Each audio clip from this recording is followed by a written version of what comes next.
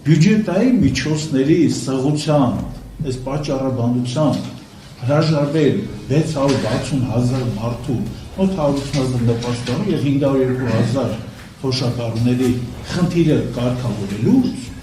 սա ոչ թե հարցը կտուցել է, սա խաբեության և լսեղացման շուտ փորձ է։ Ես անհանդուրժելի, սա այս կարգի ուրացումը, մոռացումը,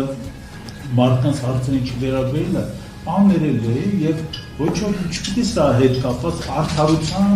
ինչ-որ բաներ փնտրել։ Պարզապես պետք է աշխատել, բյուջեն անդադ աճում է, չէ, անդադ աճում է, բյուջեի միջոցներ գտեք, չեք կարողանում գտնել միջոցներ, եկեք խորհրդակցեք։